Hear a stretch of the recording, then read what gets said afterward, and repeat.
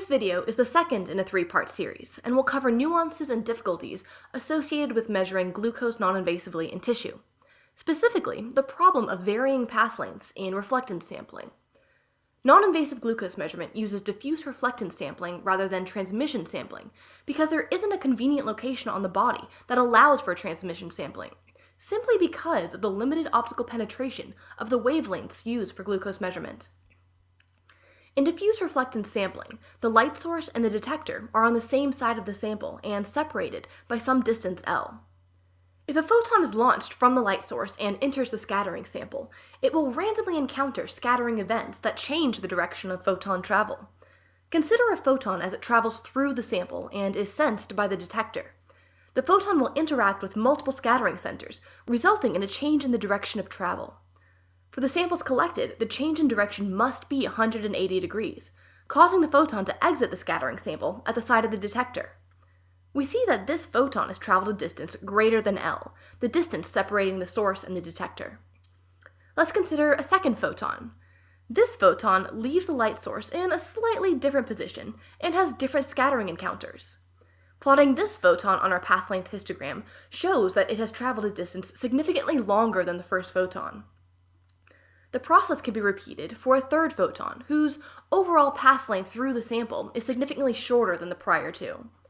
If we repeat this process a billion times, which occurs in less than 1 second in practice, we create a path length histogram, which shows that the photons have appreciably different path lengths in diffuse reflectance sampling.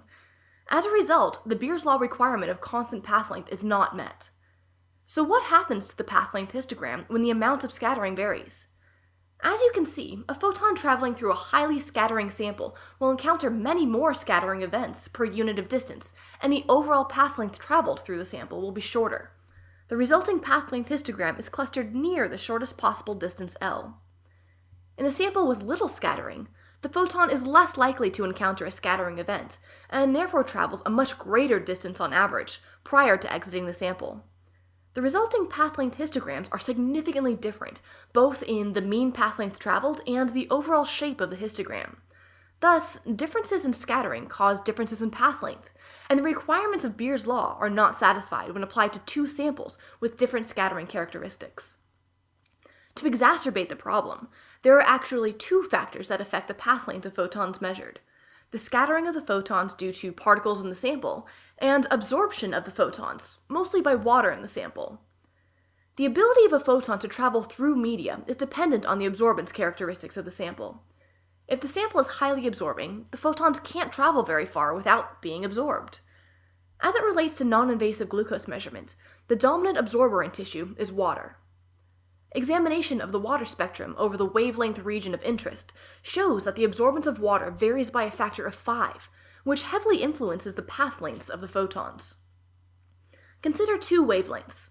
The 5200 wave number is very absorbing for water, and the 6000 wave number is less absorbing.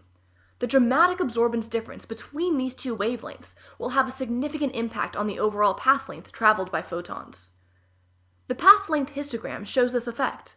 The overall path traveled at the more absorbing wavelength is dramatically shorter than the overall path length at the less absorbing wavelength. Let's wrap up this path length problem story. What we know is that path length through a scattering sample is determined by the scattering characteristics of the sample, as well as the absorbance characteristics of the sample. Differences in scattering characteristics or absorbance will result in path length variances. These path length variances effectively move the glucose molecule so it's out of focus, making accurate non-invasive glucose measurements very difficult.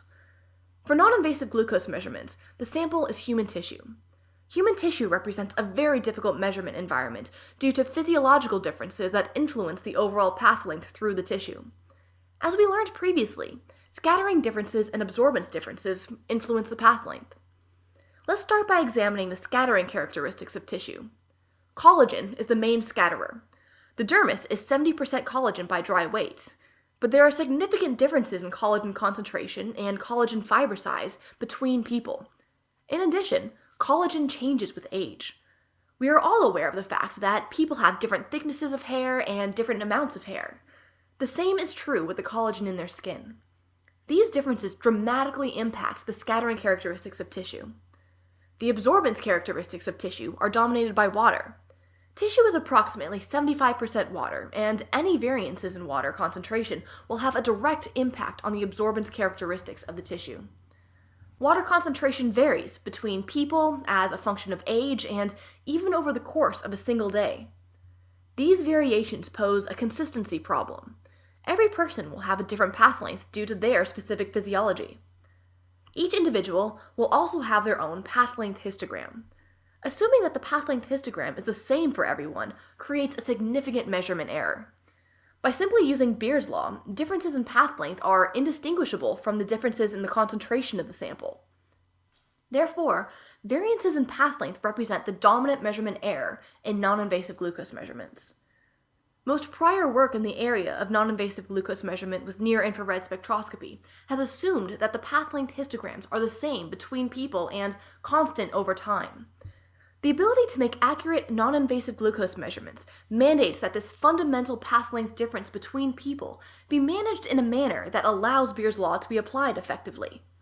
But perhaps this path problem isn't quite as daunting as it may appear. Differences between people are managed and corrected for all the time. Let's use a visual analogy for a path length problem. Changes in path length effectively create a distortion or blur that limits the ability to measure glucose accurately. So, to measure glucose accurately, we need some method to compensate for this distortion. In everyday life, eye prescriptions help compensate for path length differences in the eye. By using the correct prescription, these differences can be corrected for and clear vision obtained. If everyone used the same eyeglass prescription, it would work for some people, but not for everyone. The same is true for non-invasive glucose measurement.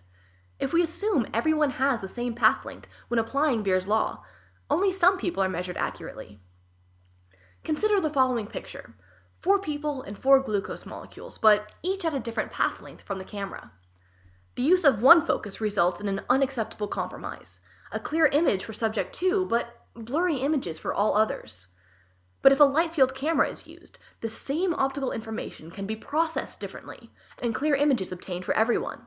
For example, if we pre-process the optical data specifically for subject 12, a short path length person, we can get a clear glucose picture, but the other subjects are compromised, unacceptably blurry. If we process the optical information for subject 511, subject 12 now becomes blurry. A singular assumption of one path length results in an unacceptable compromise. If we want clear images, compensation for path length must occur and the optical information must be processed differently. This analogy holds true for glucose. If accurate measurements are desired, we must compensate for path length differences.